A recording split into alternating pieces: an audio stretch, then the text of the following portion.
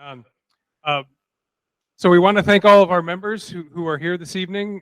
We'd like to also thank our guest speakers, Justin Turner, who will speak in a moment, and Pat Swazi, who is the president of FOVLAP, Senator Collmore, Senator Williams, Senator Tangerman. I don't know, he said he was coming. I don't think I saw him, so I don't know if he's here. And Don Pruce from the Well Select Board, and Hillary Solomon from Potley Medowee. So we'll get started. And of course, the clicker doesn't work.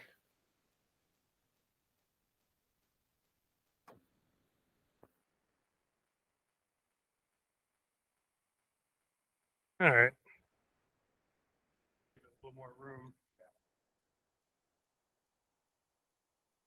So here's tonight's agenda.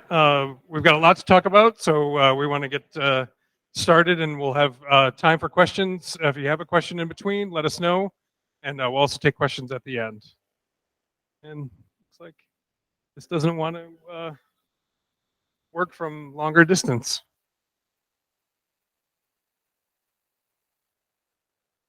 So here's our listing of our Lake St. Catherine Association trustees.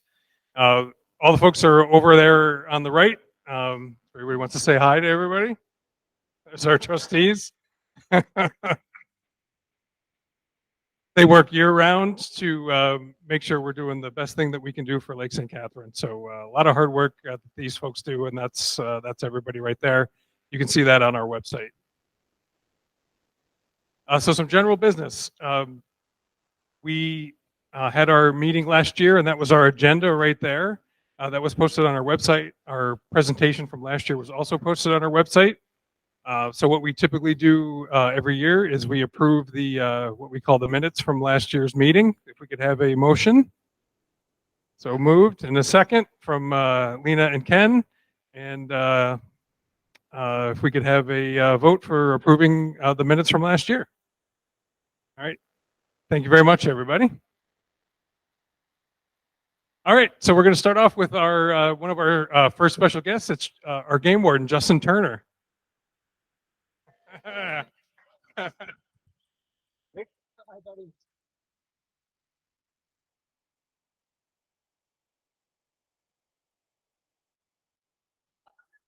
I wanted to introduce Justin. So Justin has he's our game warden. He has an associate's degree in applied science from the State University of New York, and a bachelor's degree in environmental studies with a minor in criminal justice from the Southern Vermont College. He became a level 3 certified law enforcement officer in 2017. His first assignment was covering the Manchester district, and now he's our game warden, which is the Poultney district. And you can see all the places that Justin covers in the state. So here you go, Justin. Thank you.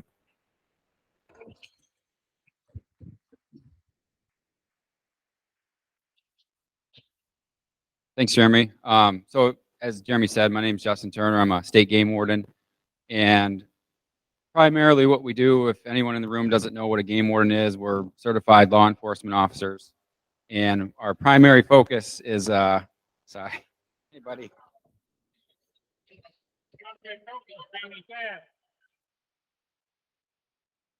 We did that on purpose to break the ice here. So our primary focus is enforcing the provisions of Title 10, which is mostly hunting, fishing, trapping, but we also do recreational enforcement to include ATV, snowmobile, and boat. And that's what the majority, well, that's pretty much everything that we're going to talk about tonight, relevant to, you know, the audience and what you guys may be interested in is probably some of the patrols we're having on the lake. We've been patrolling the lake throughout the week, doing safety inspections. Sorry, this microphone's goofy here. Perfect. A safety inspection is basically we check boats for safety equipment. Mostly they're listed up here, but to make sure the boat's registered properly, you've got life jackets, a functioning fire extinguisher, a bilge blower if that's applicable to your boat, and make sure your lights work. And if you're certain age born after 1974, you have to have a boater safety card. So we're checking for all those things on the lake. In addition to that, we do nuisance aquatic invasive nuisance, aquatic, invasive species patrol at the fishing access. And so far this year, we've done 3, no, actually 4. I just did one last night. So we're up to like 4 patrols there where we're just checking trailers to make sure no one's bringing any aquatic hitchhikers in, things from like Lake Champlain, or, for example, Lake Bomazene has Asian clams, and we don't have those in St. Catherine. And that's an aquatic invertebrate or it's actually a microscopic aquatic invertebrate that lives in the water, and it could get in your bilge or your live well or whatever and get from Bomazene to St. Catherine. So we're trying to stop the spread of invasives. And as many of you know, there's good angling opportunities on the lake, good bass fishing, trophy, perch and crappie, brown trout, good pike fishing. And then this year there were reports of smelt during the 2022-23 ice season. So that's kind of exciting to get a good forage base in the lake. And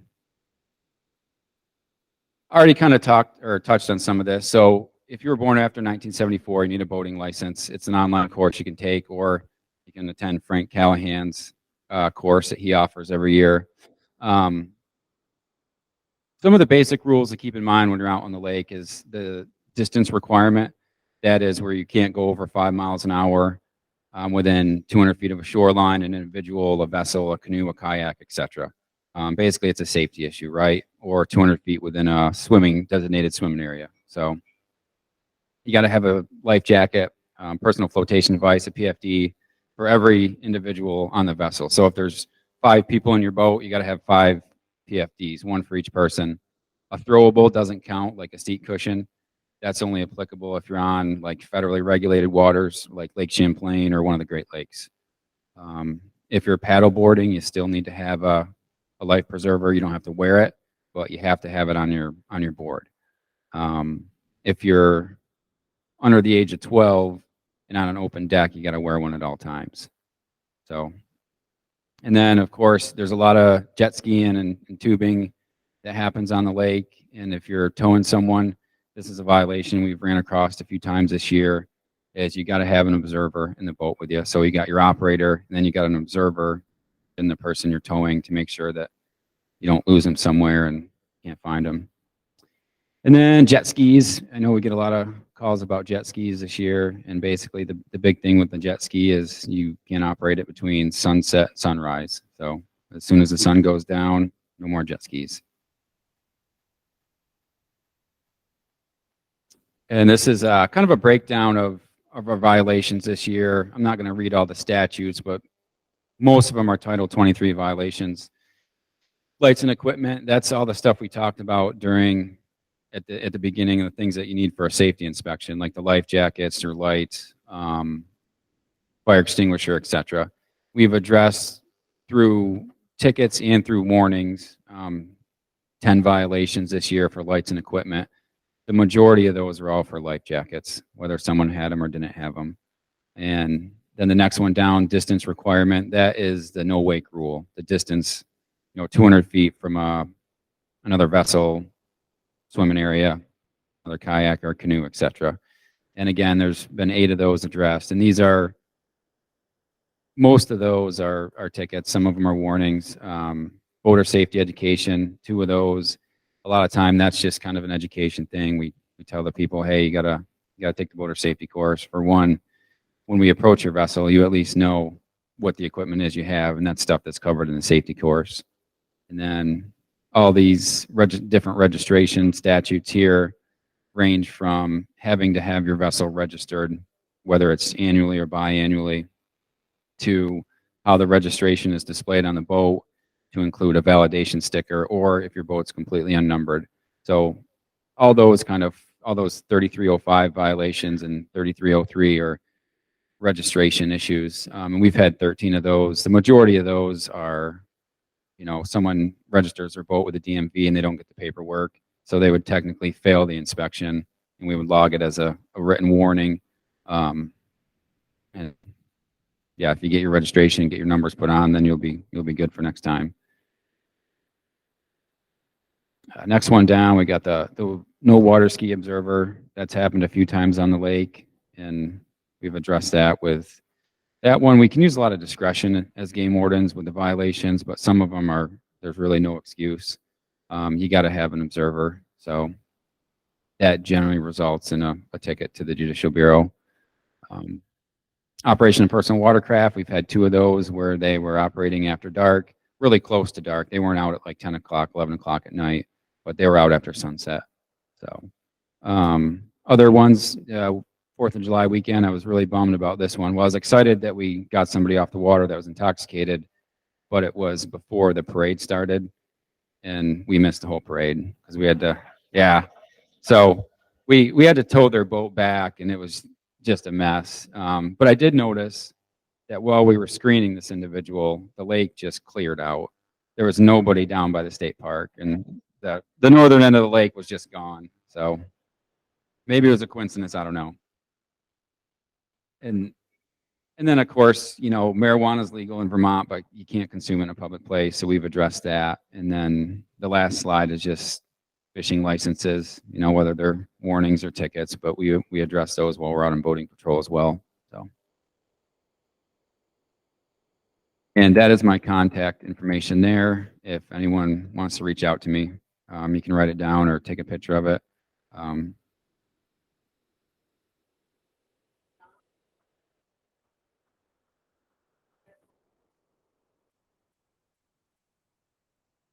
So I get this question all the time, and this is where like we can kind of use our discretion. I just ran into this last night. A lady was fishing off a dock with her toddler, but in this case, the toddler had already been put to bed.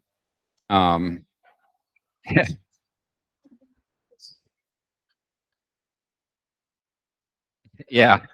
She asked me about it. She's like, "So what's the deal with like fishing with a toddler?" And I kind of explained to her what I'm explaining now. I say, "Well," I said, how old's the kid?" And she's like, "Oh, he's 3 years old." I'm like, "Okay, so he probably can't cast. He probably doesn't have the fine motor skills to press a button and cast a line out or open a spinning reel and cast and retrieve, but he has enough motor skill where he can probably turn the reel." So I said, generally, if we're watching somebody and they're casting out and then they're helping their kid hold the pole and reel it in, that's fine, right? But I've seen plenty of times where there's people fishing and their kids are on the playground swinging, and I'll go check their license and they'll be like, "Oh no, I was helping my kid fish," and I'll be like, "Well, I just saw you rebait 4 times and whatever." But actually, last night I ended up giving that girl a warning, and long story short, she bought a license. So, and I always tell people at the end of the day, you know, we're not an occupying force. We're game wardens. We strive for education and compliance at the end of the day, and that's how a lot of our enforcement is. Like going back into the slides of all the numbers of tickets and warnings, majority of those are warnings, because education and compliance is a goal. So, but thank you, Jeremy, for having me. Appreciate it. This crowd's a little bigger than my typical hunter ed class, so I made it through here. But that's my information. It's also in our hunting and fishing books, the hunting and fishing regulation books. All the game wardens are in there. If you need to reach me, feel free to reach out anytime. Shoot me a text, email, whatever works. And if you have a concern about the lake, you know, reach out and let me know. We're happy to make a more directed patrol at a specific time and place, you know, if you're finding an area that's troublesome. And I'm really I saw that someone's going to speak about wakeboards, so I'm glad I'm not following up with that one. So thank you, guys.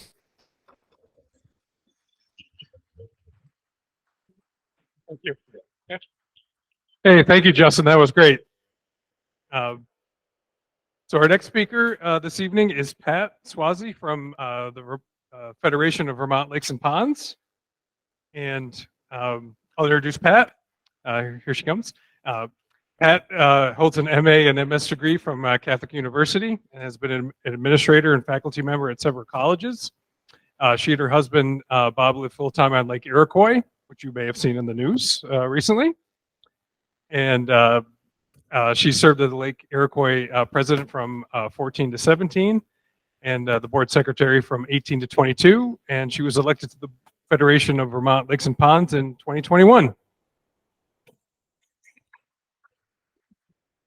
Thanks, Pat. Thank you. Thank you, Jeremy. Okay, I will do that.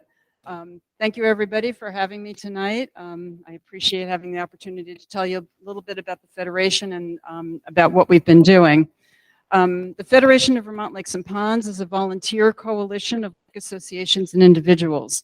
From its inception in 1972 as an organization of lake associations in northern Vermont to its evolution into a statewide organization in 2001, the Federation has been dedicated to fostering water quality standards and preserving Vermont lakes, ponds, watersheds, and aquatic ecosystems. We support volunteer lake associations and all who care about Vermont's waters by providing education and outreach on issues pertaining to the protection and enhancement of Vermont's lakes. We advocate for policy, sorry, a little hard to do this, isn't it? For policies and legislation that benefit and protect our lakes and ponds, and we represent the issues and concerns of our members to the state legislature and state officials. I'm going to talk a little bit about our educational outreach first, and then I'll talk more about the advocacy work that we've been doing. Our education and outreach includes our website, social media presence, sponsoring events, and webinars. Our website has been developed as the go-to for information for and about lakes and lake watersheds, as well as for links to state and national information sources. I want to have a special shout out to Jeremy, who is also on the Federation board, for being instrumental in developing this site. He's been great. Thank you, Jeremy. Besides the website, we have an informational post that goes out to our email list every Thursday. Thank you again, Jeremy. And if anybody's interested in getting those, you can go on our website, just subscribe to our email list, and you will start getting those informational posts every week. We also have a Facebook page. Sorry about that. We also have a YouTube channel. Still in the works, but coming soon will be a members forum that we hope will enable associations to connect with each other to share information and experience. And Jeremy will probably be the instrumental in getting that set up. We also sponsor a number of educational events and webinars, including 2 all-day events and many shorter mini-seminars throughout the year. Topics are wide-ranging, such as funding AIS programs, a deep dive into the causes of cyanobacteria blooms, identifying invasive species, emerging threats to water bodies, how wake boats work, and much, much more. All our virtual events are free and open to the public. Most are recorded and accessible through our website and on our YouTube channel. We're also interested in always hearing suggestions, so if you have ideas of events you'd like to hear about or topics you want us to cover, you can just send us a message on by contacting us through the website. I read all those emails, they all come to me, and then I pass them on to our events committee, but we're always looking for topics of interest to the membership.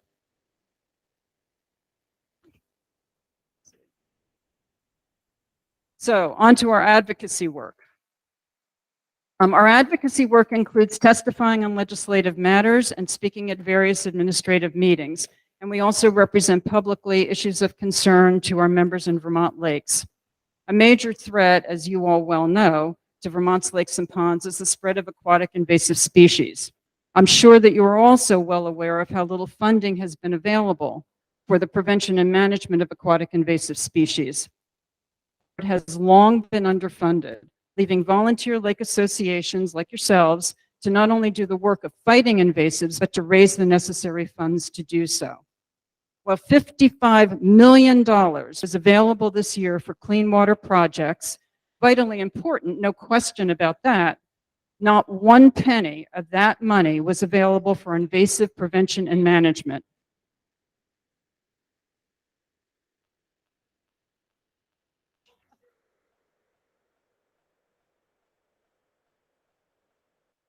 Yes, so that the clean water money, that $55 million goes mostly towards reducing phosphorus levels and an awful lot of it to Lake Champlain. But it's also used on some inland lakes, but that's the focus. Aquatic invasive funding, a mere $350,000 for the entire state, this year comes from motorboat registration fees, not the state budget. Aquatic invasive funding was our top priority for our advocacy this year for obvious reasons. With the help of many of our members, we successfully advocated for an allocation for the very first time in the state budget of $500,000 for aquatic invasive prevention and control.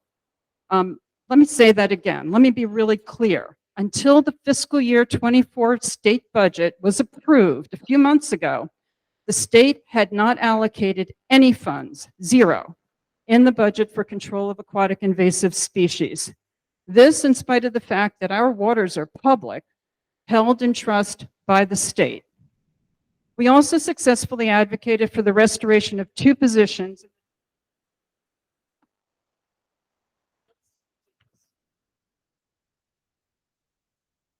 in the Department of Environmental Conservation that directly support the work of the lake associations.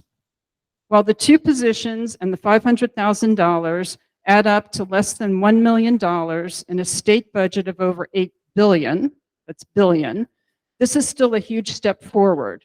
Now our advocacy work in the coming years will be to ensure that funding remains in the budget in future. We also testified regarding H31, the bill that I'm sure you are all too familiar with. This attempted to place a moratorium on the use of the herbicide Procelacor to combat milfoil, though I might add it inexplicably exempted lampricide, a pesticide that is known to be lethal to other aquatic organisms. We feel very strongly at the Federation that the judicious and careful use of Procelacor is an important tool to help lakes continue to combat the scourge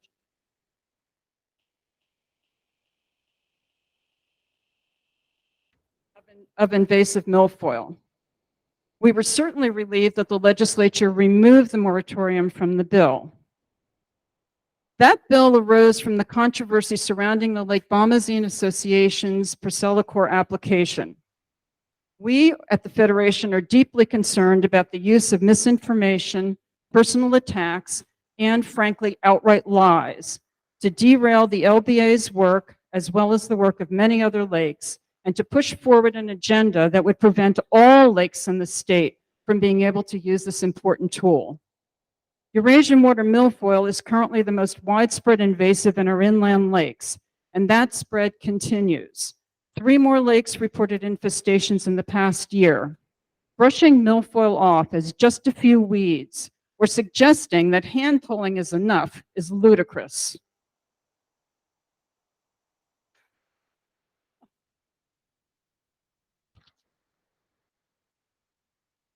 We have seen what happens to a lake when such infestations are allowed to get out of control. I don't know where Jeremy is, but we have a slide. There we go. So that's Lake Iroquois a few years ago when the milfoil just was overwhelming the lake. It was surfacing. Since then, we at Lake Iroquois have been able to treat with Procelacor, and it's clear now. But it was horrendous. And we in Vermont, let me just say, even at our worst, is not nearly as bad as some of the lakes in the Midwest, where it's almost impossible to get through the lake that's so covered with milfoil. It can really go out of control very, very quickly. We have and will continue at the Federation to strongly advocate that decisions about managing invasives such as milfoil, as well as other threats to Vermont's lakes, must be based on scientific data and evidence. We also firmly, thank you. Thank you. We also firmly reject the suggestion that has been made publicly that the permitting process lacked rigor. As those of you in this room who have been through the process know, it cannot by any stretch of the imagination be described as anything other than rigorous, onerous, burdensome, and requiring considerable scientific data and support. Public campaigns of misinformation that are purposely used to engender irrationality and emotional reactions make for neither good policy nor good decisions.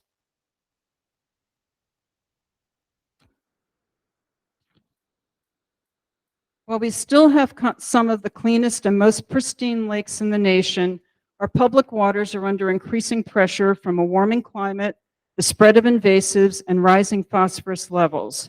It is of the utmost importance that we base our decisions about combating these threats on the best data and evidence available. The Federation will continue to advocate vigorously for science and reason. Other areas in which we continue our advocacy work include the proposed new rule to regulate wake boats. Hearings on this will take place at the beginning of August. The Federation has long advocated for such regulation to protect lakes from the shoreline erosion, invasive spread, and safety issues that these boats can cause.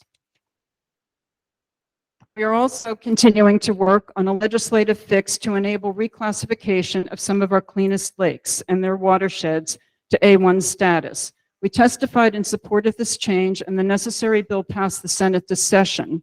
However, the House bill was taken up. We hope that this legislation will move forward early in the 2024 legislative session. This reclassification will offer greater protection to these water bodies and their watersheds, and will require the state to step in much sooner should phosphorus levels rise or other degradation occur. We continue also watching as developments happen in the fall in terms of advocacy, and one of the things we do is we start to post bills as the session opens, and you will receive that if you get on our mailing list on the weekly post to let you know what any bills that are lake related that are introduced into the legislature. I want to close just by saying a few words about our lakes and ponds. Our lakes and ponds are the jewels of Vermont, hosting innumerable forms of wildlife, providing recreation as well as peace and solace, attracting tourists, helping to make Vermont such a wonderful place to live.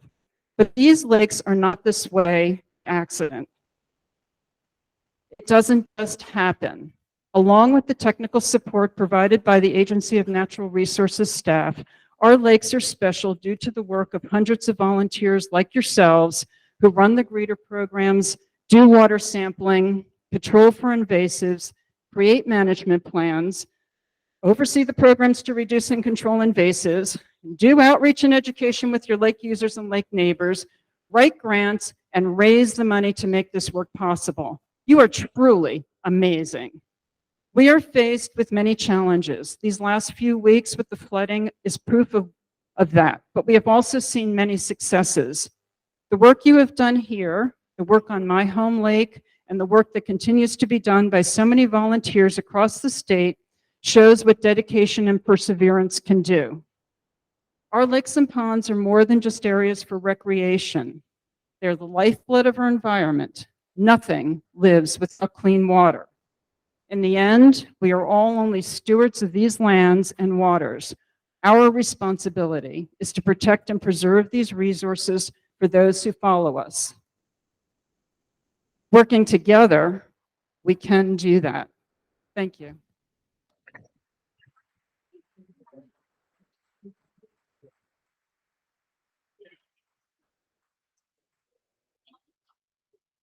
Thanks, Pat. That was great. Thank you, Pat. All right, so what we'll start off with now is we'll go through our slides from our committees. And so we'll first talk about some of our priorities. So water quality improvements and phosphorus reduction are top priority for us this year and every year. Aquatic invasive species prevention and control. So that's our greeter program, milfoil control, and our Vermont invasive patroller program that we hope to launch. More on that soon. And we want to continue to build our membership and our outreach with the lake community. So let's talk about water quality. So we talked about this a little bit last year, and we're excited to tell you some more about it this year. We received a grant from the Lake Champlain Basin Program to create a watershed action plan. So a watershed action plan for a lake is to look at the entire watershed of the lake, both on the land and in the water, to see what issues there are, and then come up with a plan to deal with those issues. So this is a actual photo of us on our first day of field work. We headed out with Pulteney Meadowy, with Fitzgerald Environmental and our limnologist, Emily Porter Goff. and we headed out to do our first field day of work touring the lake on May 16th. So what we're going to be doing is assessing the watershed. The lake is so big. There's so many different areas of the lake, and they're all different. They all have different needs and issues that we might need to deal with. So this is just a quick slide of all the different various places around the lake that are slightly different and might need some different attention. And we're looking at all of those unique places around the lake. And this is what we're doing. We're reviewing data that's already been collected. We'll talk about some data that we've collected over 40 years and that we've collected and the state has about Lake St. Catherine. We're going to look at the current shoreline conditions. We're going to look at the roadways. We're going to look at the watershed, the forest, the wetlands. We're going to look at our current in-lake conditions. We're going to then take all that information and identify some projects that are going to help the lake. And then prioritize them. We'll compile the watershed action plan document, and we'll get that published, and it's a 3-year plan to do that. Another plan that was started back in 2018, right, Hillary? Or finished, or began, but finished in 18, it's called the Stormwater Master Plan. So these are large projects that aren't on individual, or might include individual property, but also include the broader watershed. We're working with Fitzgerald Environmental and Pulteney Meadowy. 50 sites are identified in the plan that have potential issues to be addressed. 6 have been designed and 4 have been completed. You may have seen them around the lake. One happened near the Lily Pond, one on North Street, one at the boat launch, and one at the Wells Lakeside Park, which if you haven't been down there, check it out. It's a pretty cool spot with the new pavilion that's down there. So in partnership with Pulteney Meadowy, we received a grant for $50,000 to design 10 to 12 more of these projects. We're going to get a meeting scheduled pretty soon that'll be open to the lake community, and we'll pick the top 10 that Fitzgerald Environmental will design. And then what we'll do is we will take those projects created from the Stormwater Master Plan and from the Watershed Action Plan, and we will go to our new partner that we'll be working with, the South Lake Champlain Clean Water Service Provider, CWSP. They're calling them QUISPs. And they were created by Act 76 to provide clean water funding for phosphorus reduction. Pat talked about that during her presentation. So we'll also apply for funding from the Lake Champlain Basin Program. But Hillary from the Pulteney Meadowy Natural Resources Conservation District is here, and she's going to talk briefly about belonging to the South Lake Champlain Clean Water Service Provider. Hello. Yeah, so some of this funding that we were talking about earlier, that Pat was talking about, kind of shy.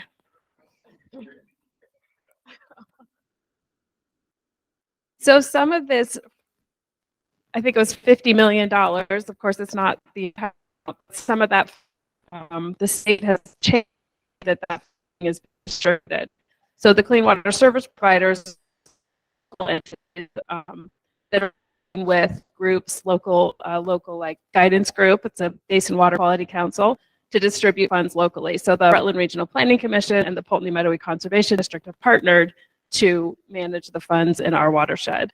And we've had 3 groups, including the Lake St. Catherine Association, that turned in qualifications, which were approved. So now we're partners with the Lake St. Catherine Association, and we're going to have a master agreement for the next 5 years with them. So whenever there's a project that meets the criteria for these funds, we'll just issue a task order, and the Lake St. Catherine Association can manage those projects. So hopefully it will be more efficient. We'll get more projects done and some more funding out here locally. Thank you.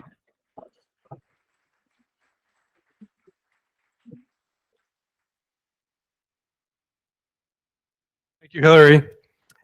Now another water quality project we want to talk about is Lakewise. You may have seen that. We post a lot about it on our website. And yeah, we had 10 winners of the Lakewise Award last year for a very lake-friendly property for our individuals around the lake. So the goal is to make your property on the lake lake-friendly so that storm water doesn't run off your property carrying sediments and pollutants into the lake. So we've got some really cool information to tell you about Lakewise that we learned. The DEC was here a couple of weeks ago and did a training actually at Lake St. Catherine. So we had them here and they train local folks on the Lakewise process. So we've been working with Pulteney-Meadowy, Hillary and her group, and Keston University. They go to properties for folks that have signed up, and they do an assessment on their property to let them know what improvements they could make to help benefit the lake.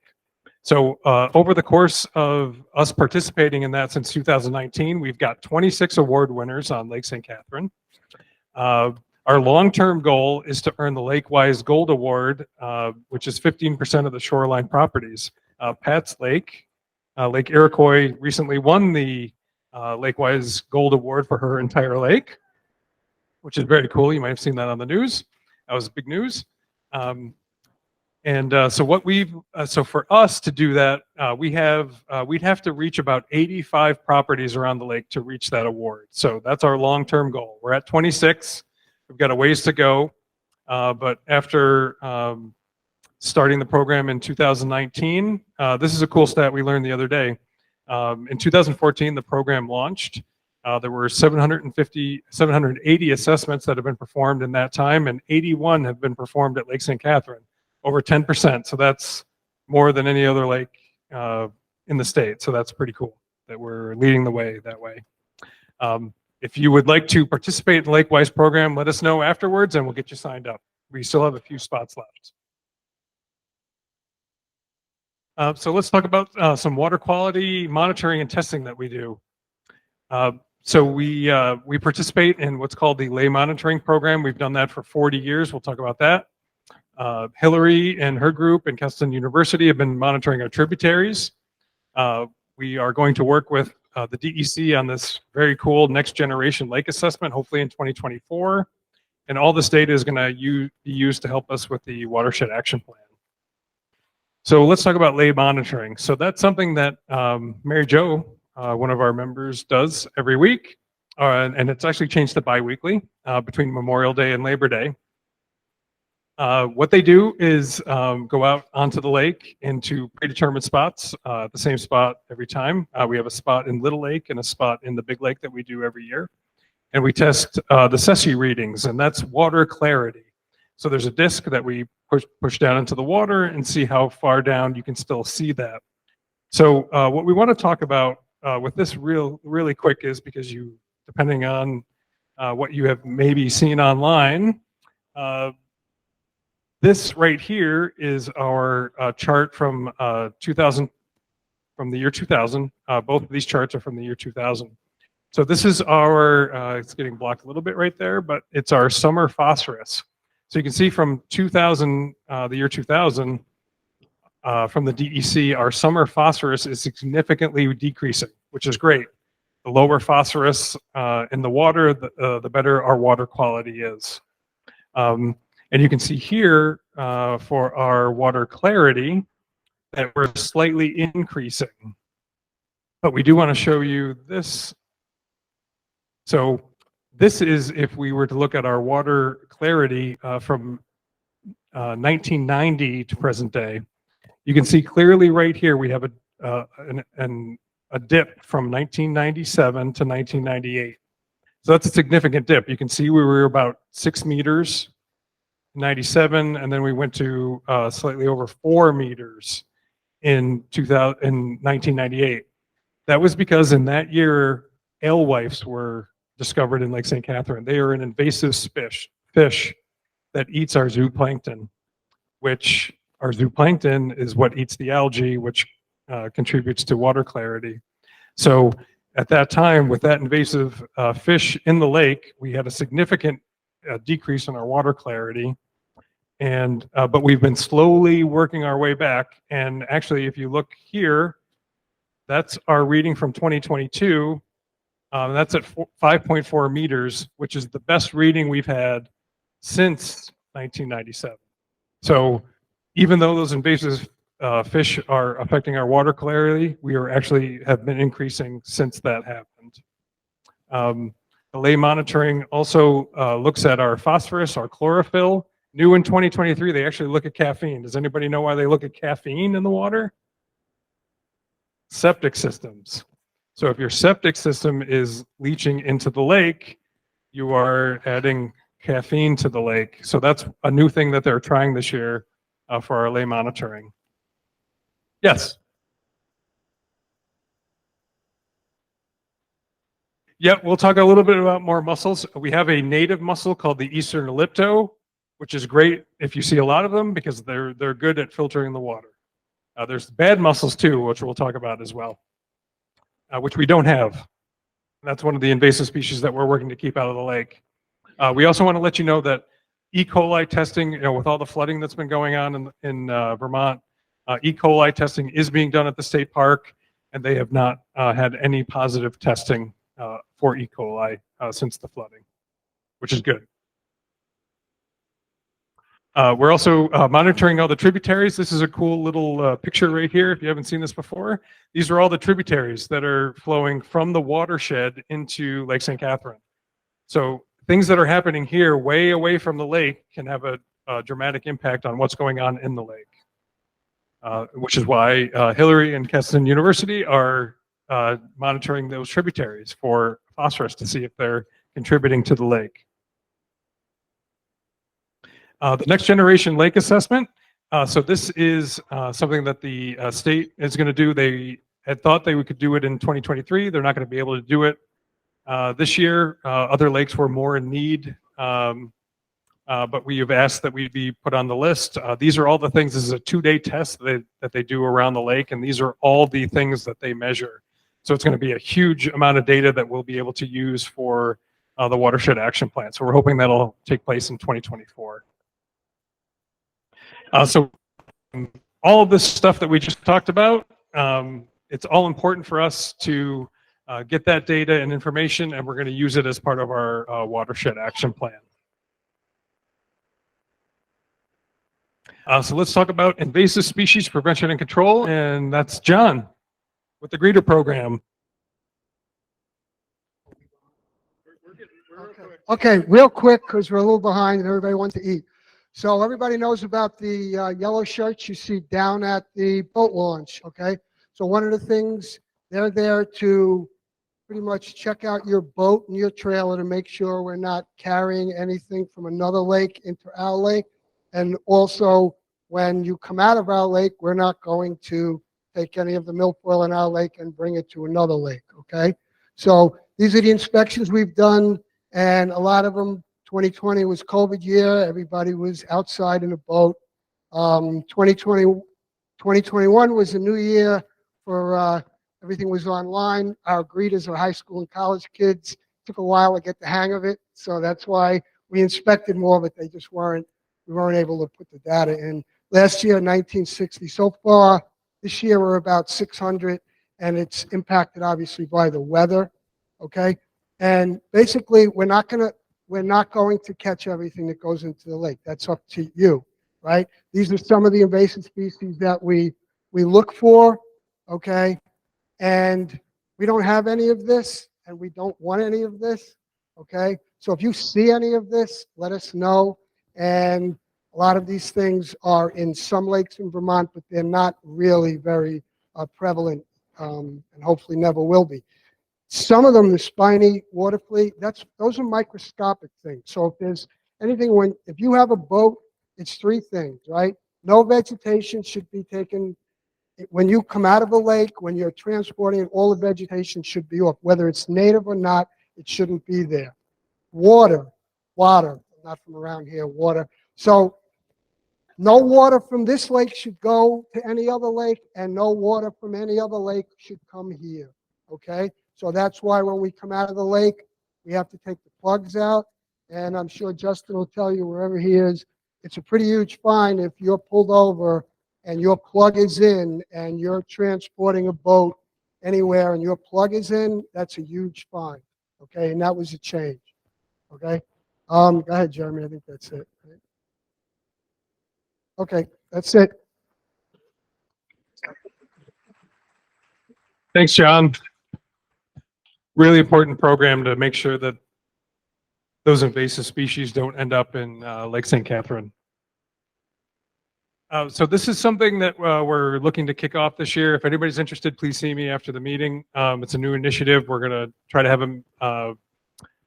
a launch of it in August. It's an early warning system for invasive species. So what we do is we get in kayaks and canoes and paddle boards, and we look around the boat launch, because that's where all the boats are coming in. So that's where a new introduction of an invasive might be.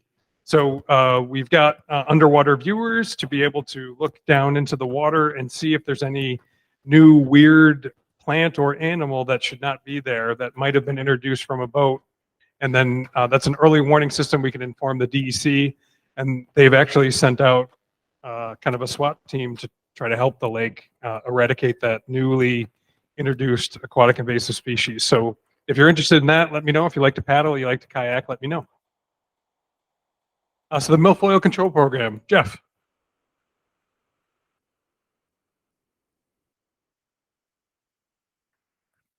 Thanks, Jeremy. First, I wanted to say how much I appreciate the comments made by Pat. I wholeheartedly agree with everything she said, particularly with respect to the importance of the ability of lake associations like ours to continue to use Priscilla core treatments on an as-needed basis going forward. But very quickly, these are the topics we're going to be talking about. Just what is milfoil? I think most of us know what that is at this point. Importantly, what impact does it have on the lake? Why do we care so much about controlling it? And what have we been doing? In particular, what is our plan for 2023? And last thing I'm going to mention quickly is what can we all do to help? But milfoil, it's an aquatic, invasive, non-native, very important species. First found in the United States in the early 1960s. It doesn't have any natural controls. It's insects, fish, things that would keep its growth in check. And unfortunately, and you saw the slide that Pat put up there, it can reach the surface in up to 20 feet of water, and it can grow in extremely dense surface mats. Just a small fragment can start a new plant. That plant can become an acre. That acre can become 3 very quickly. So it's very important to keep even the smallest fragments out of the lake. And we didn't have milfoil in Lake St. Catherine until the early 1970s, and once it was introduced, it basically spread like wildfire. So just in terms of identification, if you look at these plants here, so that's milfoil in these slides. And then Jeremy, just going to the next slide. These are some examples of other things. For example, on the left, Illinois pondweed. These are some other plants on the slide that are on the lake. We get calls all the time. I have milfoil in front of my dock, and most of the time, but not always, you go out and it's Illinois pondweed. But if you do think there's milfoil, don't be embarrassed. In case you might be wrong, please let us know, because very often it is milfoil, and we can let our DASH team know that there are more plants they need to get. So going to the next slide, why do we, care so much about milfoil? Why do we work so hard to control? And the reason is it can have a very significant adverse impact on water quality. Very importantly, it can really adversely affect our native plant diversity because in areas where there are thick milfoil beds, native plants simply can't grow. And what that also does, it decreases the amount of light that gets into the lake. It affects oxygenation. It affects the habitat of the lake. It also increases sedimentation and nutrients in the lake, and basically can cause a lake to head in that in a very bad direction of becoming a dying lake, which is obviously something we don't want. It can also affect pH and temperature levels. If you think about, for those who were on the lake before 2004, when we did our first, treatment, we did have virtually the entire shoreline was choked with very dense milfoil beds, again, growing up to 20 feet. And we don't have that today. And obviously the goal is to avoid going back there. One thing I would just one thing I did want to mention is one of the questions I've been getting a lot over the past year, particularly in connection with the ProCellAcor application by the Lake Bombazine Association is, isn't it true that milfoil is necessary to support the fish? That a lot of that was in the press. There's been a lot of testimony to that effect. And the answer is that is false. That's part of the misinformation that Pat quite correctly referred to. And look, plants are important in a water body to support the fish, but that's the job of native plants. And by getting rid of the milfoil or significantly decreasing the milfoil, you allow the native plants to come back, which in turn will support the fish. And we had the DEC join us on a tour of our lake last August, and they were very pleased to see the abundant native plant growth that had come back in our lake, and they said that's exactly what they wanted to see. So just in terms of education, these are just a couple of things we have on the website, best practices that you can do. And, they're available, but I would encourage you all to take a look at that. Volunteer work is also extremely important. Throughout the summer, we organize volunteers to collect floating milfoil. You may see the rafts down in the channel in Little Lake with huge piles of milfoil where people going by in a kayak or a boat will pick it up, drop it off, and then the milfoil is picked up from those sites and disposed of. And we encourage all of you, any bit, even the slightest bit of milfoil you see from your canoe, see from your kayak, very often, if not always, there are little white roots sticking out of the side. And don't think of it as a little plant. No need to get it. Think of it as an acre, which you're going to have very quickly if that plant is allowed to root. So basically, one of the main tools in our arsenal right now is diver-assisted suction harvesting. And what that is, it's not the old-fashioned conveyor belt machines that unfortunately caused a lot of the milfoil to spread because it can't capture everything it cuts. But the divers actually go down, and this is actually taken on our lake for our DASH team. They go down, they pull the plants up by the roots, and then they feed them into a tube up to the surface, or sometimes they'll put it in a bag. But it is a very effective tool, and importantly, it gets the milfoil by the roots. If you get the milfoil by pulling out half the plant, that plant is back on the surface in no time. So getting it by the roots is extremely important. Spot treatments. Basically, that's a very important tool. The ability to use ProCellAcor, and the reason is that depending on the amount of milfoil that's in our lake in a given year, it may be impossible for the DASH team, or even multiple DASH teams if we can find them, to basically control all the milfoil in the lake. And extremely important to get it early, because later on in the summer it fragments and spreads, or if it's closer to the surface, boats are going to chop it up and spread it. So it's extremely important that we have the ability to sell a core on an as-needed basis.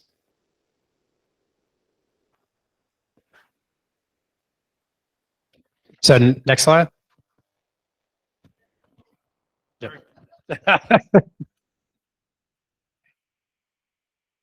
Okay, so one of the things to mention is, I think we've heard a little bit about this already, but there are other things we've been doing that also have an impact on milfoil control, and that's the Lakewise program, the stormwater plan, watershed action plan, anything that will reduce phosphorus and nutrients from entering the lake. Those are all things that contribute to excessive plant growth. So by reducing that, that will have a positive impact on improving water quality. So for 2023, first I wanted to, as I'm sure you've all noticed, there was nothing in the newsletter. There was no signs around the lake.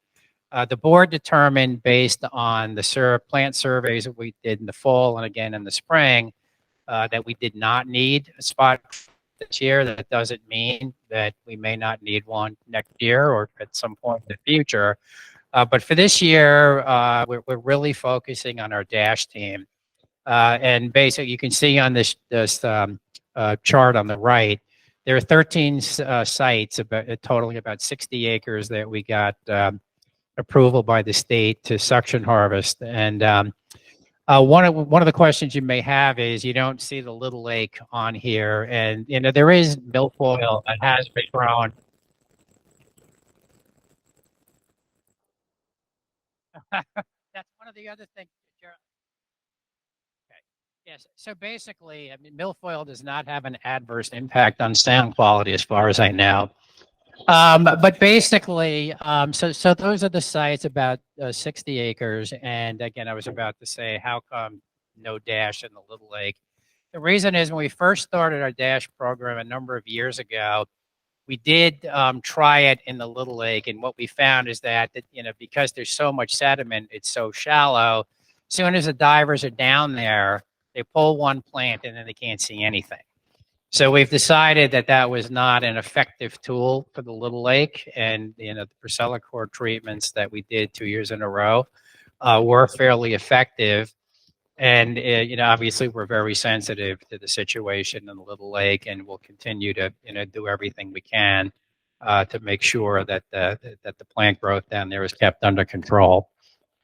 So one thing I would mention, just in terms of things that people can do, it's, as I said, very important to any fragment that you see, no matter how small, floating by your dock, from your boat, see if you can get it out of the water. And just in terms of important do's and don'ts, it's important to try not to drive through milfoil patches with your boat, because that'll cause it to fragment. If you have it on the prop, what we all did for years, you just put it in reverse, got rid of the plants and took off. I mean, that's easy. But if there's a way you can just pull your engine up, try and reach down, get as much of that off as you can, put it in your boat, and then dispose of it when you get home. It's extremely important to do that. If you see just a little milfoil growing in front of your dock, if you can, get down there, get it by the roots. Pulling it halfway up doesn't help. That's something important to do. And, there's a lot of information on this on our website, and I would certainly encourage you to take a look. Just a couple of other things that are important. If you're doing a construction project, silk curtains are very important. Not all contractors automatically think of that, but that keeps a lot of runoff from going into the lake, as runoff will feed the milfoil. And then, fertilizer is something to really try and avoid that. I know we all love beautiful lawns and have hopefully nice lawns back home if we live someplace else most of the time, but fertilizer and lawns running right down to a water's edge, not a good thing from a water quality perspective. And if you do have a lawn, if you can let it grow, 2 or 3 feet close to the water, let that grow up, don't cut that. And that'll give you a natural barrier in terms of plant runoff into the lake. Turn it over to Jeremy.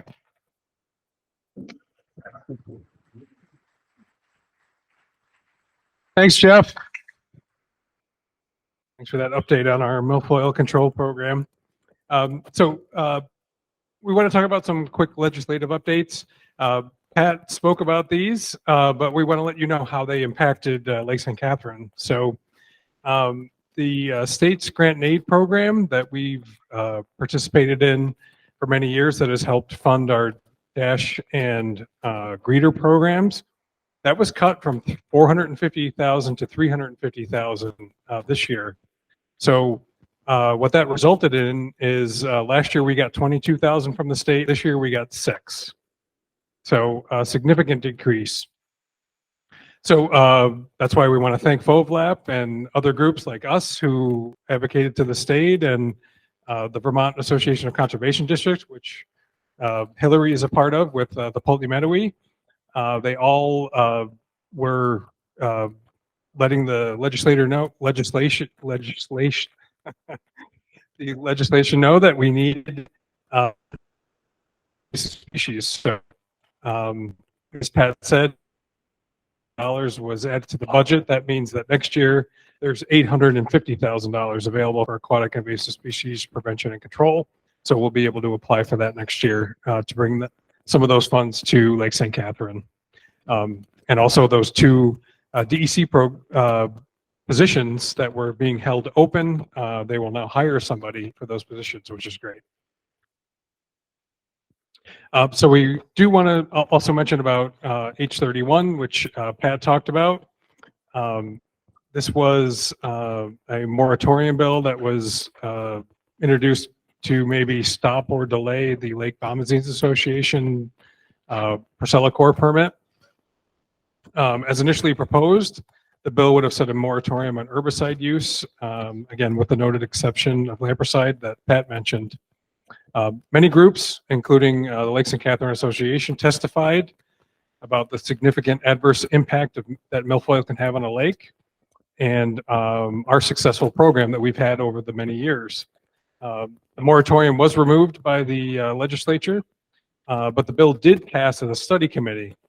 It will include representatives from the Vermont DEC, from Fish and Wildlife, from Department of Health, and 2 legislators. So that'll be a senator and a representative, and 2 scientists from UVM. They will examine the previous herbicide use in Vermont and also take a look at the permitting statute. The Lake St. Catherine Association supported the DEC's opposition to the bill. The DEC argued that even the study committee, the current permitting process was the most robust in the Northeast, and that any perceived issues in the statute could be addressed with the rulemaking committee that was convened in February. So we were actually part of the rulemaking committee, as were a number of groups throughout the state with interest in this particular topic. That rulemaking committee was actually ended because of the passage of H31, because H31, the study committee that was created, may make changes to the statute. So the rules that we were going to make based on the statute may no longer pertain because it might be changed by the study committee. So we had to stop that work. We had 5 meetings already, and we're well into rulemaking. And a report is due from this study committee on December 15th, 2023. As Pat had mentioned during her presentation, there's been a lot of misinformation that you may have seen online, on Facebook, in local newspapers as commentary.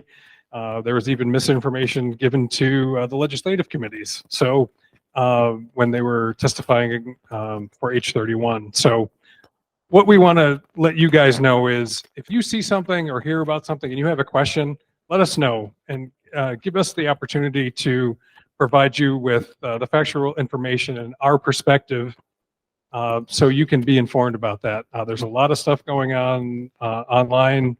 We've addressed a couple of things in our presentation that you might see online that we disagree with or think is not correct. So we always ask you, reach out to us, give us that opportunity so we can give you some information. And the last bullet is just that we always employ a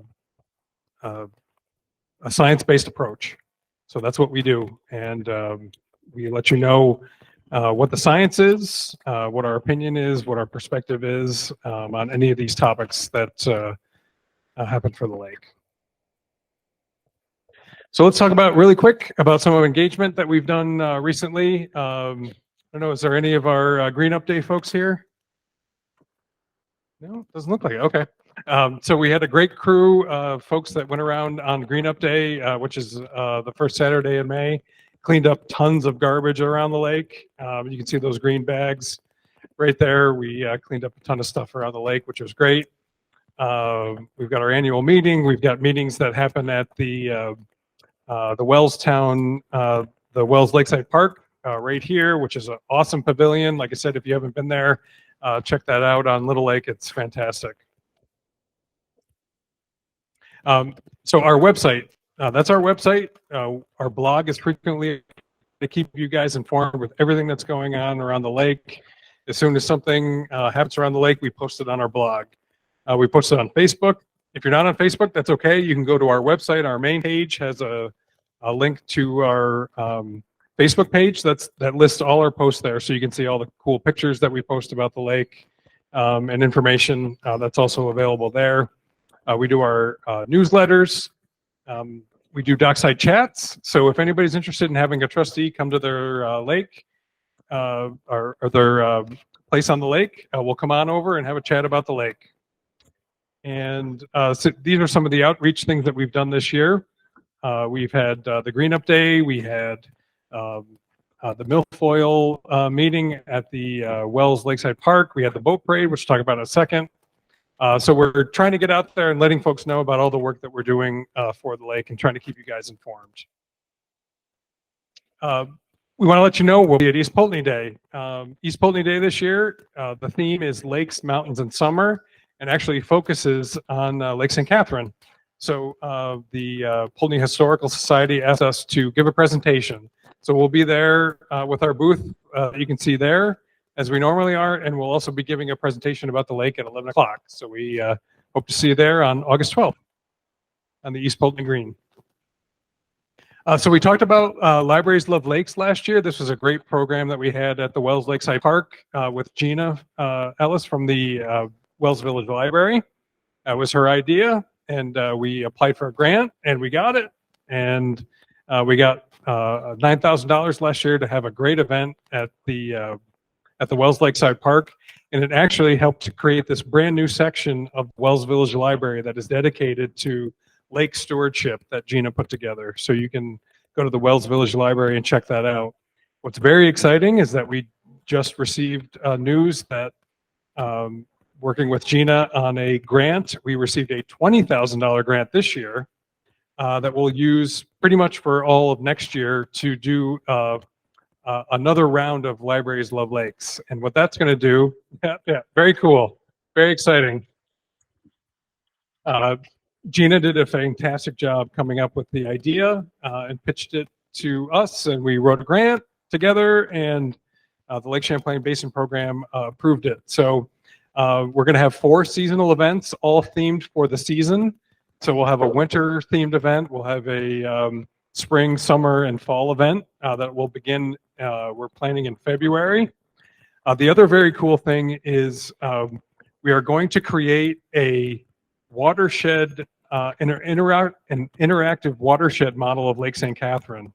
So we've got these great maps from the DEC that show the depth of Lake St. Catherine.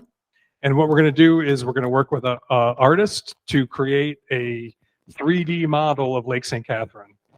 It's going to be very large, and it's going to be able to go to events. It'll be able to hold water. We'll be able to put sand and things and show how the watershed works and how things flow from the mountains down into the lake. It's going to be fantastic. And Gina's other really cool idea with this is to work with local schools like Wells and Poultney to design a mascot for Lake St. Catherine. So her idea is to work with the theater department in Castleton University and the kids locally to come up with a cool mascot for Lake St. Catherine, and then work with Castleton University to create a mascot. So that'll be pretty cool. So the boat parade, hope everybody enjoyed the boat parade. Our registrations were a little low this year. What I think is happening is people like to watch the boat parade, maybe not so much get their boat ready for it. But I'm sure many of you here in the room voted for your favorites, and here are some of the winners. So most patriotic was the I don't even want to mispronounce their last name, but for fireworks, You can see they made fireworks on the top of their boat. And then the very cool, the Contes. I don't know, the Contes here this evening? Yes, they're over there. Awesome. I think this got, even though it didn't win most patriotic, it got some of the most comments online about it. You can see they made their boat look like a nest, and they've got their little newborn with dressed up as an eagle baby with the eagle. That was awesome.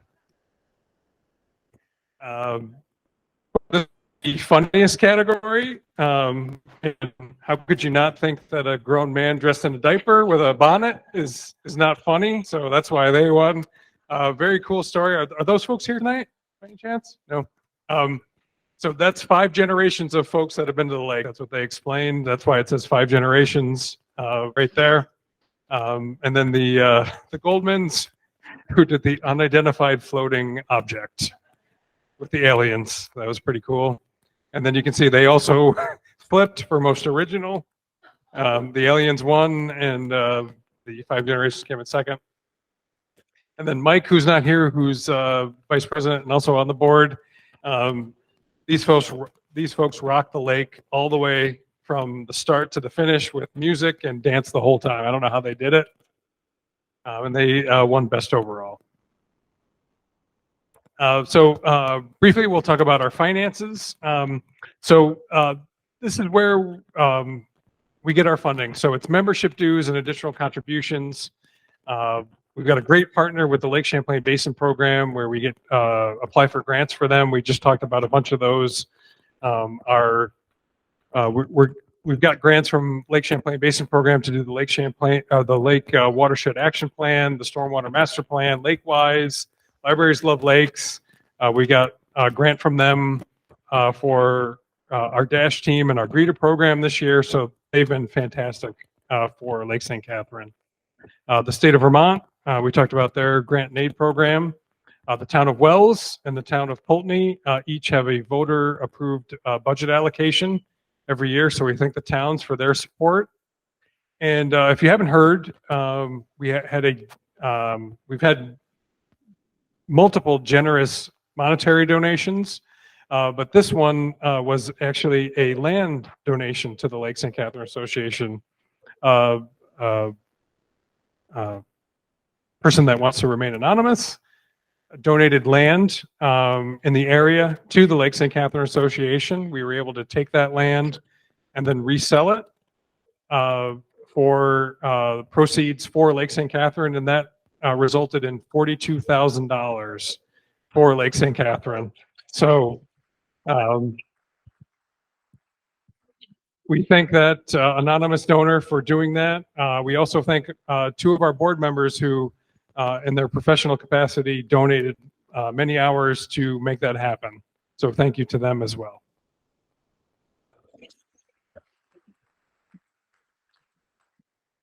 So our membership, we're working towards our goal of 400 members for 2023. We have 16 business sponsors. If you haven't seen those businesses on our website, there it is. Go to lakestcatherine.org, click on the sponsors page. Those businesses, some of them offer discounts to our members, so check that page out. And I do want to thank a Lake resident, Andrew Gulis, who designed our patch. So that's a new thing that we started this year. Now, does everybody like the patch? Is that a cool thing we should keep doing? All right. Cool. Thank you to my mother-in-law for sewing my patch onto this fine shirt right here. There she is right there. And we've heard from other folks, they put it on their hat, on shirts, on things. So our plan is for 2024 to pick a new scene from Lake St. Catherine for 2024. And Andrew said he'd help us with that as well. So here's our membership report. So our goal is 400. We're at 362 currently. Potential members, we sent out about 750 mailings around the lake this year. So we're well over where we're getting towards 50%. That's a breakdown of our membership type in the top right. In the bottom left, that's our average member contribution. So that includes all of our extra donations that we received. It does not include the land sale. So that's just contributions that have come in as part of our membership program. So it's actually double what our membership ask is from everybody. So that's great to see that we're at $201 per member. And we've had 21 new members this year. New members might mean that they weren't a member the previous year, so they might not be new members. We have had 21 this year. So here's our treasure report, and MJ is going to talk about this.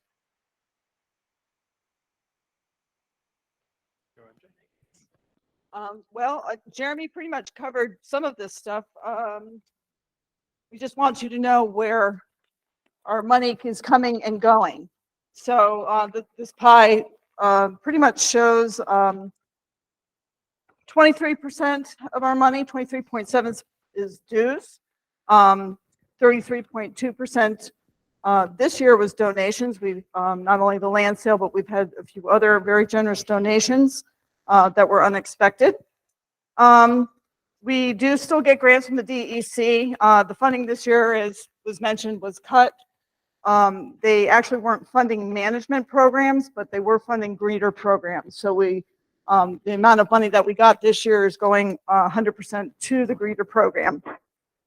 Poultney and Wells, Poultney donates 7.3% of our budget, and Wells is 5.8%, 15,000 and 12,000 respectively. And the Lake Champlain Basin Program is 9.6%. We have several grants through them.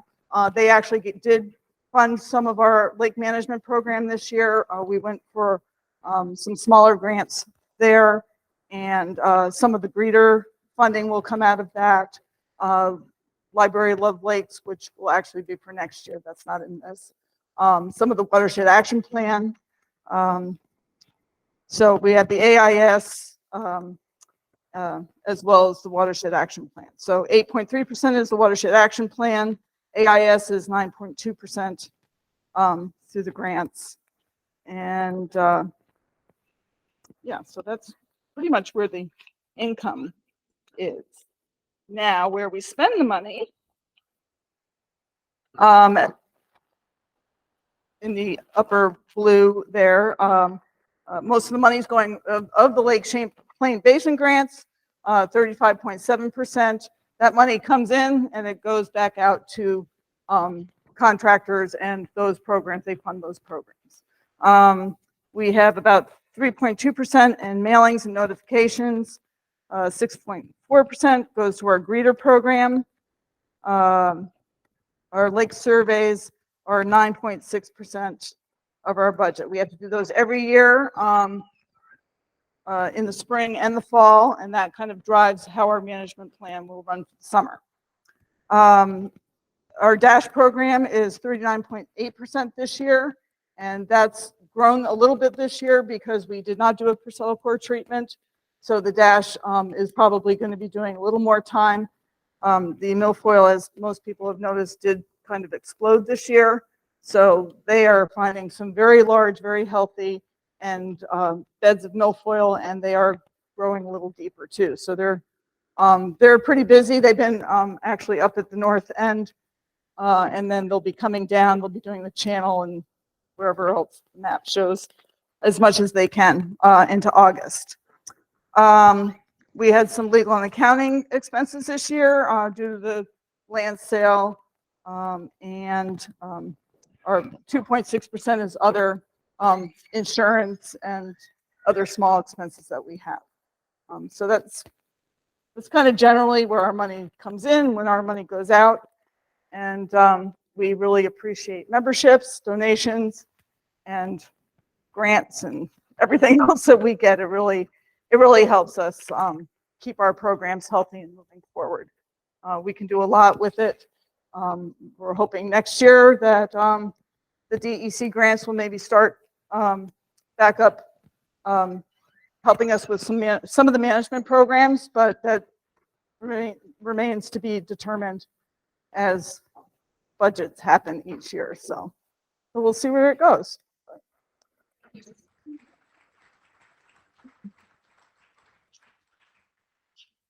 Go, Frank. Oh. So here's Frank Callahan, and he'll talk about lake safety. Go, Frank.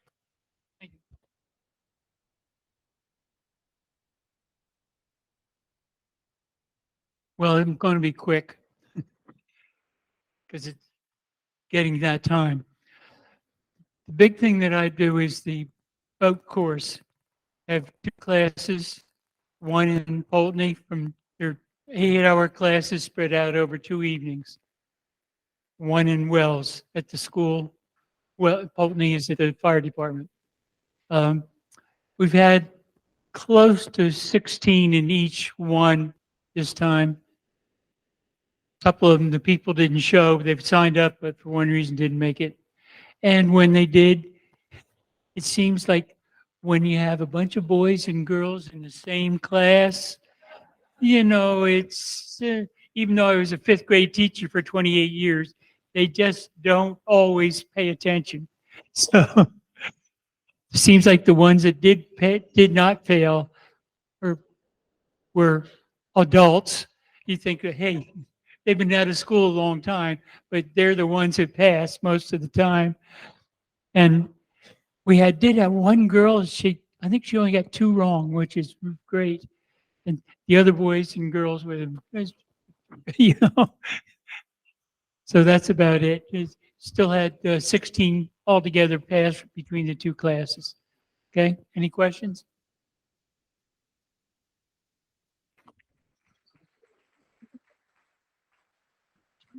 Thanks, Frank. So every year Frank runs 2 classes. So if you have somebody who needs to get your boating license, keep an eye out next year. And usually late June, July, we have the classes. So we also want to talk about, you may see these new buoys that are around the lake. Mike, who couldn't be here this evening, he's been building these brand new buoys to replace a lot of the old ones that are aging out. And so you might see those, they're reflective and they're around the lake, and he's replacing those for us. And buoy buddies. So these are folks that live near where our buoys are placed around the lake.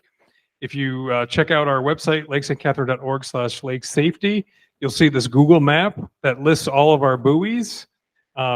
If you have a buoy near you and you'd like to help out putting them in and taking them out for the year, that would be very helpful to the association. So let us know if we can help out, if you can help out.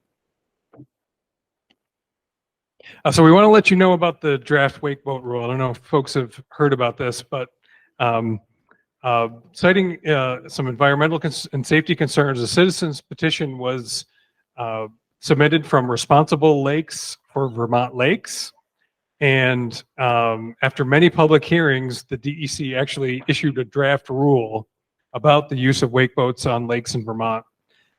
So there's 3 components to it. There's an eligibility rule, meaning that a lake has to have 50 contiguous acres that are 500 feet from shore and 20 feet deep. Wake boats must operate 500 feet from the shore at all times when engaging in the wake sport mode. And there's a home lake rule, and this is to deal with an aquatic invasive species. Since wake boats take in lots of water in their ballast to make them plow through the water to make their large wakes, it's hard to fully remove that water. So if they go into another lake, their water is mixing. So the other part of this rule would mean that the boat would have to be decontaminated from going from one lake to another. So there are 2 final hearings on this rule, August 1st and 3rd. One is an online only meeting, one is an in-person only meeting that is listed on the DEC website. So we do want to let you know that Lake St. Catherine would qualify for a wake sport zone. So you can see this on the list. So, or on the image right here. So this is the area where you would be able to do wake sports. This isn't a final map from the DEC. This is just showing what would qualify. So for example, they may, the DEC may shave off this area here, or may shave off this area here and only have it here. So there's a couple more meetings. Again, this is the criteria that the DEC is currently proposing. So it would not ban wake boat use on our lake, but it would limit it to the area that's shown in blue up here. So there's a process that's going on. They're going to have those 2 other meetings, and then the DEC will release a final rule very soon. So we're wrapping up here. Just want to talk quickly about wildlife. Karen, our photo extraordinaire of Lake St. Catherine. If you're on Facebook, you've probably seen her beautiful photos. So here's a couple that she took. She also took the boat parade photos. I forgot to mention that. Look at this beautiful picture of an eagle at the top of a pine tree, and our loon here. That's a black crappie I caught last year. That was a pretty good one, so I wanted to show that. So here are, we want to definitely talk about the eagle. So I'm sure folks are aware on the lake on Cones Point Road, there's an eagle nest. The eagles had 3 babies this year, and they're fantastic. They're loud, making lots of noise, and they just started flying from the nest. They are fantastic to watch. So just wanted to show a quick video of us eagles last year. If you haven't seen this, see the state park. So that's there. These are 2 adult eagles and a baby eagle, which is interesting because the baby eagle looks bigger than the other 2, and that's because when they're younger, their feathers are more fluffy. So that's why. So this was a cool, I'm very, very far away. I'm totally zoomed in on my iPhone right here. Nowhere close to these guys. I didn't want to bother them, but it was just amazing to see 2 eagles and their baby hanging out at the state park. So we have 3 eagles in the nest, and you might see them flying around the lake this year. So loons, we want to talk about loons real quick. That is an adult loon, and that is a sub-adult loon. If you were here last year, Eric Hansen talked about those really briefly, not briefly, in depth. He talked about the loons, which was fantastic. And what was very cool this year is that Dawn, who's here, and Joel, they noticed that a pair of loons were doing nesting activity near their place. So Eric Hansen, who presented about loons last year, came down and noticed that although they were performing nesting activity, they weren't actually building a nest. So he thinks they might want to build a nest here next year. So we're going to work with Vermont Eco Studies, and they're going to bring down a floating platform so that the loons can hopefully see that and make their nest there and have babies, which would be fantastic for the lake. And then we also want to thank Don and Joel. They are storing these signs that Eric brought down the day when we thought that the loons were going to nest. They ended up not nesting, but they will be back next year, we think, and we're going to make it so that they have the best opportunity available. Also, another cool thing, we're working with Vermont Eco Studies and Fish and Wildlife to install collection tubes at the boat launch. And what we're going to do is 50% of the loon deaths in Vermont are based on lead tackle and old fishing line that's in the lake. So we are going to work with our greeter program to inform folks that, hey, if you've got any old lead tackle, if you've got any old fishing line, you can put it in these collection tubes. So the Vermont Eco Studies will be delivering those the week of August 31st. So they'll be at the boat launch starting in August. And finally, for wildlife, we want to let you know that Fish and Wildlife stock the lake with brown and rainbow trout every year, 1,000 and 3,000. We're consistently one of the top 3 lakes in Vermont for scheduled fishing tournaments. This slide was made on July 1st, and you can see that Champlain biggest lake, has 88 fishing tournaments. We had 10 scheduled and Bombazine had 7. Those were the top 3. The Lake St. Catherine Association has been reaching out to Fish and Wildlife to discuss working together on mutually beneficial initiatives for our fish population. And we're wrapping up here. This is the final slide we've got for our trustee elections for the year.